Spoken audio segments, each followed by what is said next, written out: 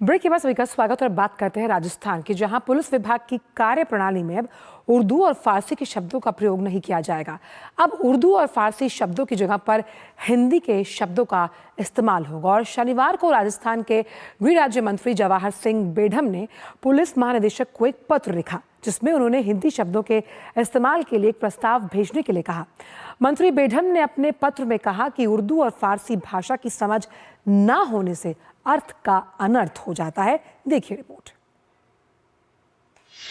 Rajasthan police में अब नहीं चलेगी उर्दू फारसी, अब हिंदी के शब्दों का होगा प्रयोग। गृह राज्य मंत्री जवाहर सिंह बेढम ने पुलिस महानिदेशक को लिखा पत्र। उर्दू फारसी से नए पुलिसकर्मी होते हैं परेशान, हिंदी से आम जनता को समझ आएगी पुलिस की लिखावट।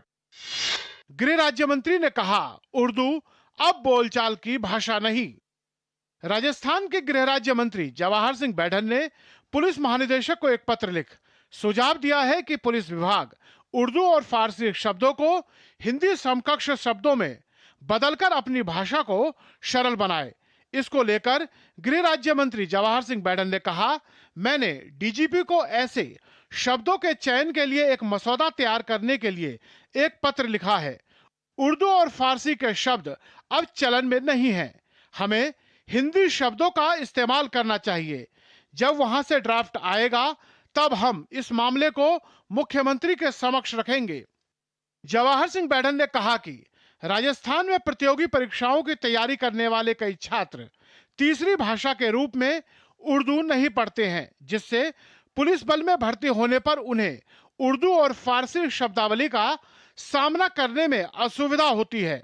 उन्होंने कहा कि विभिन्न जिलों में पुलिस अधिकारियों ने दैनिक पुलिस कार्य में इस्तेमाल की जाने वाली भाषा में संशोधन की आवश्यकता जताई है।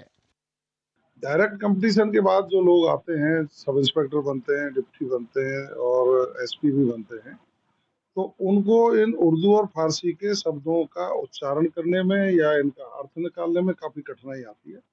कई बार कंसल्टेंट भी उनको रखने पड़ते हैं। तो मेरे स्वयं के भी ध्यान में आया और उनका भी कहना था, वर्तमान परिप्रेक्ष्य में हमको अपनी राष्ट्रभाषा हिंदी के शब्दों का ही प्रयोग किया जाना चाहिए। जवाहर सिंह बेढम ने सुझाव दिया है कि हिंदी भाषा आम जनता के लिए अधिक सुलभ है और नए भर्ती होने वालों के लिए समझना आसान हो जाएगा। उन्होंने बताया कि जब मैं राजस्थान के कई जिलों के दौरे पर गया तो पुलिस अधिकारियों ने मुझे बताया कि ये शब्द अब अप्रासंगिक हो गए हैं, इनमें संशोधन की जरूरत है। मंत्री ने बताया कि उर्दू भी हमारी आम बोलचाल की भाषा से गायब हो रही है, इसलिए हमें शब्दों को सरल बनाना चाहिए ताकि आम आदमी उन्हें समझ सके। मुख्यमंत्री आदरणीय भजनलाल जी ने जो हिंदी भाषी के लिए जो शब्द काम आने वाले, जो उर्दू और जो फारसी इस तरह के शब्द है, उनको रिमूव करने के लिए एक आदेश पारित किया।